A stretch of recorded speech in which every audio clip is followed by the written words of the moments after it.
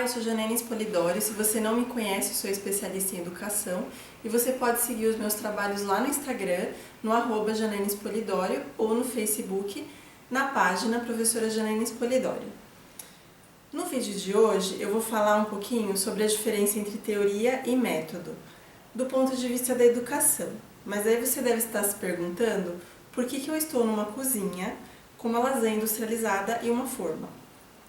Acontece que, para ficar mais fácil essa explicação, eu vou fazer uma analogia entre a teoria e método na educação e a teoria e método da lasanha industrializada e da lasanha caseira. Então eu criei uma teoria, supostamente, da lasanha industrializada e da lasanha caseira para poder explicar depois mais facilmente a teoria da educação. Por que eu decidi fazer esse vídeo antes de começar? Porque a gente vê muitas escolas e muitos professores por aí, até sites, artigos, jornais, até portais muito famosos falando sobre o método construtivista e o método tradicional. Para começar, o construtivismo e o tradicional não são métodos, eles são teorias. Então, é um tipo de conceito errado, as pessoas usam errado a palavra método. E daí eu percebi que talvez as pessoas não saibam a diferença entre teoria e método, por isso que eu decidi fazer esse vídeo. Para exemplificar, a gente vai usar a lasanha industrializada e a caseira, como eu falei. E daí a gente vai considerar aqui, no caso da lasanha, 3 elementos. A pessoa que faz, a pessoa que consome, que vai comer, e a lasanha. O que acontece? Esses 3 elementos, eles têm que estar dentro de um conceito para poder produzir essa lasanha, porque a lasanha não é um produto natural, ela é um produto que provém de uma receita. Alguém inventou em alguma época e daí ela virou a lasanha. Mas para chegar nessa lasanha, que é o nosso conteúdo aqui da lasanha industrializada, o que a indústria faz? Ela pensa no objeto aqui no alimento, que no caso é a lasanha, o conteúdo que ela quer passar para o consumidor dela, e daí ela pensa em algumas formas de fazer isso. Então quem pensa nas formas de fazer é a empresa, a indústria que vai fazer a lasanha. O consumidor, ele não tem uma voz totalmente ativa, então a empresa faz e o consumidor consome, basicamente isso. Então esta lasanha, ela tem um modo certo de fazer, vai ter lá as máquinas, que daí eu vou explicar mais pra frente. E além disso, este tipo de lasanha industrializada é feito para massas, massas de pessoas, quero dizer. Então você faz essa lasanha para atingir uma certa quantidade de pessoas. Então o mesmo pensamento da Revolução Industrial, você faz em série, em uma grande quantidade para atingir mais pessoas, não levando em consideração os gostos pessoais das pessoas.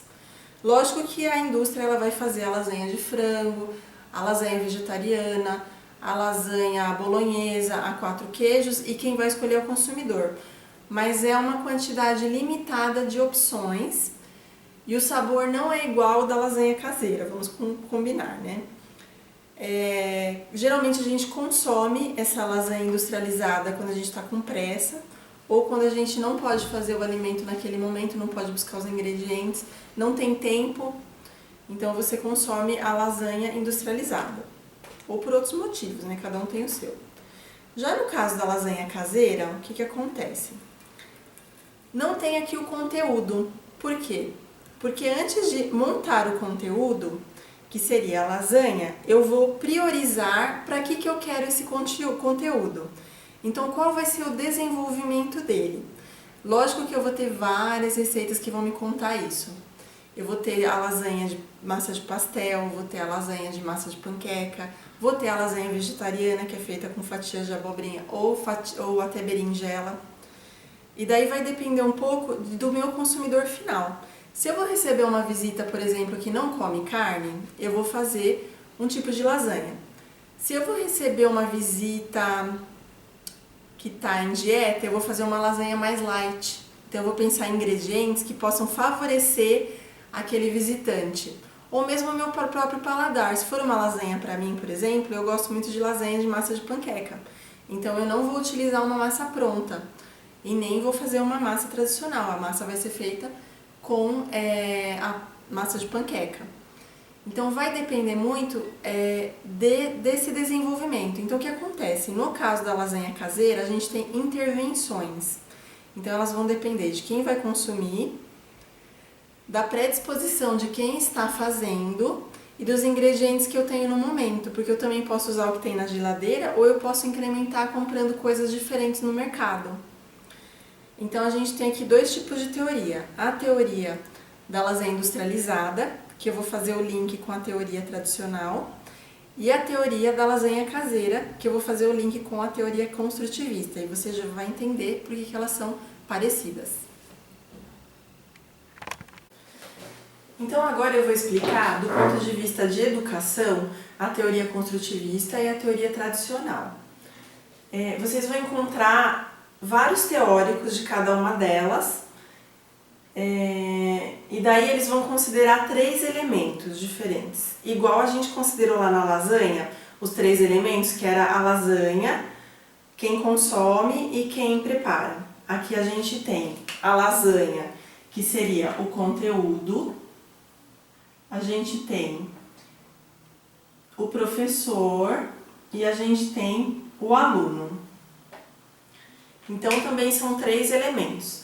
O que vai diferenciar uma teoria da outra, e a gente vai considerar aqui a teoria tradicional sendo a lasanha industrializada e a teoria construtivista sendo a lasanha caseira, é o seguinte: na teoria tradicional, assim como a lasanha industrializada, o importante é o conteúdo, ou seja, é o aluno absorver aquele conteúdo, ou seja, o consumidor consumir aquela lasanha produzida pela indústria.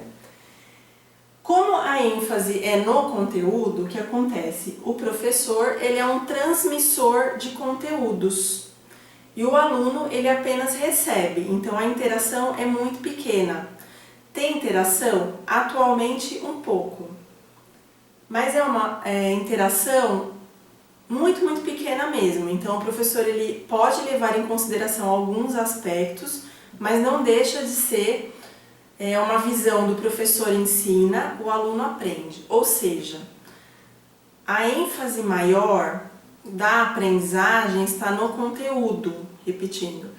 Então, o professor transmissor, aluno receptor. Muito simples, certo? Ele não tem a escolha, o aluno.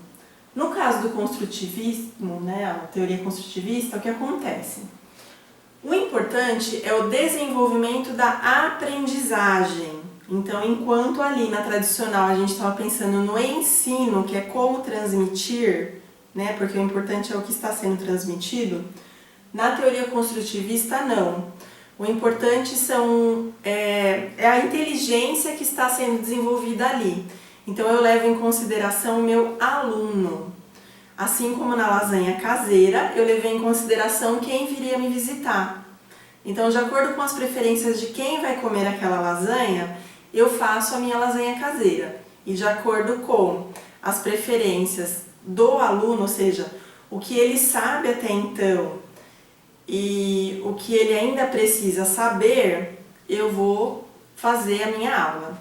Então, uma coisa interessante sobre esta teoria construtivista, e um dos teóricos que você vai encontrar é o Vygotsky, e ele fala muito sobre a ZDP, que todo educador tem que saber, É aquele termo obrigatório, seja você professor de infantil, fundamental, médio ou faculdade, você tem que entender o que é uma ZDP, que é a Zona de Desenvolvimento Proximal. O que acontece? Na ZDP, que eu vou até anotar aqui,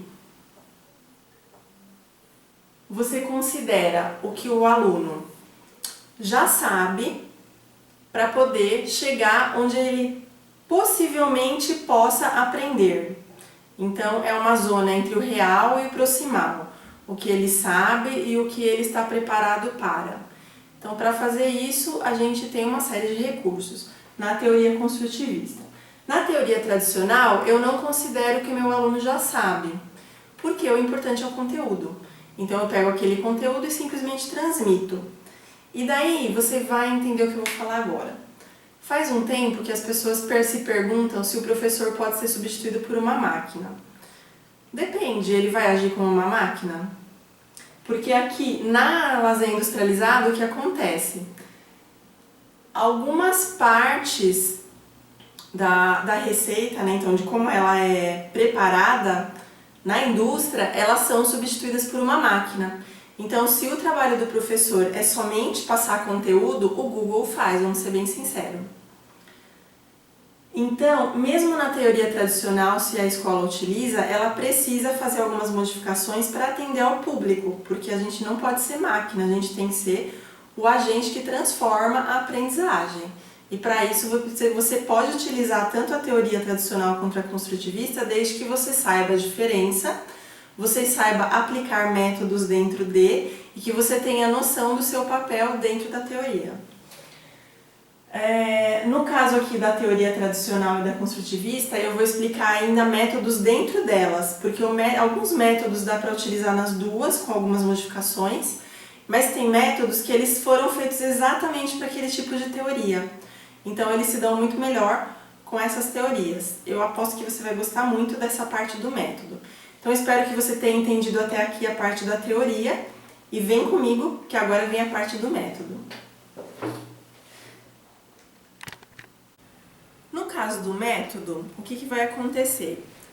Logicamente, ele vai ser desenvolvido a partir da teoria, desse conceito, né, que é uma coisa mais abstrata, do que se pretende. O método nada mais é do que uma receita. Então, é um passo a passo de como você deve chegar a uma determinada meta, a um determinado objetivo. No caso da lasanha industrializada, o meu objetivo é ter o conteúdo para as pessoas consumirem. Lógico que são consideradas algumas outras coisas, mas aqui no vídeo a gente vai considerar isso. Para ter o conteúdo, o que a indústria faz? São duas metodologias. Ela precisa desenvolver a metodologia de fabricação desse alimento, né, dessa lasanha, e ela precisa considerar a metodologia de preparo do consumidor. Então são dois métodos, método de fabricação e método de preparo. No método de fabricação, ela vai levar em conta quais são as máquinas que ela precisa e quantos operários para operar aquelas máquinas, para que essa lasanha seja produzida totalmente, desde os ingredientes até a caixa. Então ela precisa de uma série de coisas. E também precisa de uma pessoa que diga o que vai na receita dela, que é um intermediador ali, que ele vai experimentar os melhores ingredientes para ficar uma lasanha bacana para consumo. E essa pessoa que vai mexer na receita, ela também vai pensar no segundo método, que é o método de preparo. Daí o consumidor vai comprar a lasanha, ele vai buscar o modo de preparo, que geralmente está atrás da caixa, e daí ele vai ler. Então, retire o produto da embalagem externa, remova a película protetora da bandeja antes do preparo. Leve ao micro-ondas, forno elétrico ou a gás, de acordo com a temperatura. E daí vai estar lá certinho o que a pessoa tem que fazer. Então, na verdade, é uma receita praticamente mecanizada. Você simplesmente segue passos. É uma programação de produção da lasanha. Mas a pessoa que vai preparar ela em casa, ela não tem uma interferência nesse processo. Quem pensa em tudo isso é a empresa. Já no caso da lasanha caseira, a pessoa vai poder escolher a receita de acordo com o gosto, e essa receita é o método. Então a teoria é toda essa parte que engloba a parte abstrata da lasanha, que são os gostos, a finalidade, os ingredientes até, e o saber de quem está fazendo, porque quem está fazendo pode ser leigo e só seguir a receita, ou quem está fazendo pode ter uma certa experiência e fazer algumas incrementações na lasanha. Então considera uma série de coisas para poder construir uma lasanha. O método aqui, no caso da lasanha caseira, o que vai acontecer? A gente vai ter também dois métodos. A gente vai ter o método de preparo, que a pessoa pode ir pegando os ingredientes conforme ela precisa, ou pode também separar, ou pode usar a receita ou não, ou pode usar a receita e incrementar. E a gente também vai ter o método de que a pessoa esquenta a lasanha, digamos assim, que ela cozinha. Então ela vai poder usar o forno, vai poder usar a frigideira, vai poder usar o micro-ondas, dependendo do tipo de lasanha que ela está fazendo. Dependendo também, se for, por exemplo, uma lasanha de panqueca, ela precisa preparar a massa antes. Se for uma lasanha com massa pronta, ela pode fazer a massa na máquina, né, manual, ou ela pode comprar a massa pronta no mercado e fazer o resto incrementando. Então tudo isso faz parte do método da lasanha caseira, que seria o como produzir essa lasanha e depois o como preparar na parte de aquecimento. São dois métodos, então teoria é uma coisa, método é outra. E agora a gente vai ver essa parte do método lá na teoria da educação. Em relação ao método, no que diz respeito à teoria tradicional e à construtivista, a gente tem umas opções, como eu expliquei anteriormente.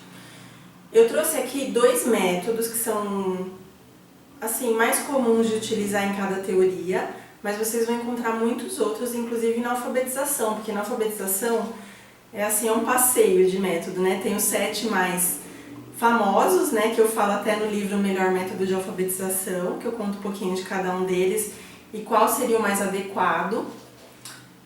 E aqui eu vou falar sobre a teoria em geral, porque não sei se é só o pessoal de alfabetização que está assistindo, então eu decidi utilizar métodos fora dos de alfabetização para explicar. No caso da teoria tradicional, o método mais comum é o expositivo. O que seria esse método expositivo? O professor vem na sala de aula, ele fala sobre aquele conteúdo, depois ele mostra ou não um desenho, ele dá ou não um exemplo e acabou. Daí o aluno faz exercício. Então esse é um método expositivo, teoria tradicional. Por quê? Porque o objetivo não é o que o aluno está aprendendo, é a forma como se ensina o conteúdo. Então assim, o professor transmissor de conteúdo. O pico da coisa é o conteúdo, então o professor precisa ir lá e falar o que ele sabe. A maioria das pessoas foi ensinada dessa forma na escola, atualmente, né, os adultos. Porém, de uns anos para cá, algumas modificações na educação têm sido feitas e estamos caminhando para um modelo de teoria mais construtivista, que utiliza métodos diferentes. Então, às vezes, até uma mesclagem, às vezes a escola fala, a gente usa a teoria tradicional. Só que ela mescla com algumas coisas de construtivista, porque só a tradicional não vai dar conta. Assim como no caso da construtivista, em alguns momentos você vai ter que usar alguns pinguinhos assim de tradicional, muito leves, mas vai ter que usar. Na teoria construtivista, eu trouxe o método de grupos, né, o trabalho baseado em grupos. Nesse tipo de trabalho, você faz grupos produtivos, que você pode escolher mesclar pessoas que sabem um pouco mais com um pouco menos, ou pessoas que estão no mesmo nível de aprendizagem, ou seja, que sabem muito bem matemática, mas têm dificuldade em português, ou vice-versa. Eu, particularmente, gosto de juntar pessoas que estejam parecidas nas hipóteses, porque eu acho que mesmo elas estando parecidas, elas têm conhecimentos diferentes e elas estão próximas em conhecimento de hipótese. Então, se uma criança sabe mais ou menos, por exemplo, adição com reagrupamento e a outra também, elas vão saber mais ou menos, mas de qualidades diferentes. Então, uma pode dar uma dica para a outra que a gente não pensou. Esse é um tipo de trabalho em grupo que é interessante na teoria construtivista. Você monta o grupo, mas o professor ele tem um papel de orientar. Então, o aluno é o foco principal, porque a gente precisa priorizar a aprendizagem dele. Só que o professor orienta qual é o conteúdo, né? O professor ele faz essa intervenção entre o conteúdo e o aluno. Então, o que aquele aluno precisa, quais são os recursos para ele poder chegar na aprendizagem daquele conteúdo. E não apenas receber, como é o caso da tradicional, que é, na verdade, mais por decorar as coisas, né? Um outro ponto interessante que eu vou falar, que é só da construtivista, da teoria construtivista, são as metodologias ativas, que elas estão muito ativas ultimamente. Infelizmente, as pessoas não estão usando totalmente do modo correto. Logo mais eu vou fazer um vídeo sobre a metodologia ativa da aula invertida, porque eu tenho feito alguns estudos, inclusive de campo, e as pessoas têm usado de um método de uma maneira muito errônea. Então o que acontece? Ela vira um seminário tradicional. e ela não traz assim os benefícios que deveria trazer para o aluno. As metodologias ativas, elas estão assim efervescendo, assim, são muitas. A gente tem o do Notes, tem a aula invertida, tem o ensino híbrido, tem várias, tem mais de 15 metodologias ativas que são utilizadas dentro da teoria construtivista, que consideram o aluno como muito ativo na aprendizagem. Algumas delas, elas vão também para a teoria socioconstrutivista, que considera uma outra teoria, que considera também o ponto de vista social, e fica mais forte a ZDP que eu falei, porque o Vygotsky ele é muito social. Dentro do construtivismo, os mais fortes são o Vygotsky, que é o da ZDP, e o Piaget, porque o Piaget ele fala sobre etapas do desenvolvimento. O Piaget, na verdade, ele é até um pouco mais forte na parte construtivista. E o Vygotsky, ele traz um pouquinho para a parte construtivista, mas aí foi criada a socioconstrutivista, baseada na teoria dele também. Então é assim um pouquinho de cada. Espero que tenha ficado bem claro que teoria é uma coisa mais abrangente, que é um conceito que vai considerar elementos, e dentro desses elementos são criados métodos, que são coisas assim mais rígidas e menos flexíveis, para poder aplicar aquela teoria. Então o método é aquela receitinha que você usa para aplicar. O método, todo professor tem que saber os métodos, não apenas um, porque daí vira centrado no professor e não no aluno. E a gente precisa centrar na aprendizagem, senão não tem avanço. Então eu espero que vocês tenham gostado. Se vocês tiverem alguma pergunta, vocês podem colocar lá nos comentários. Não se esqueça de curtir o vídeo, compartilhar, porque quanto mais pessoas assistem o vídeo, mais pessoas conseguem aprender esse tipo de conceito, diferença entre teoria e método. E isso ajuda o professor a se formar melhor. E ajudando o professor a se formar melhor, você valoriza este profissional. Até a próxima!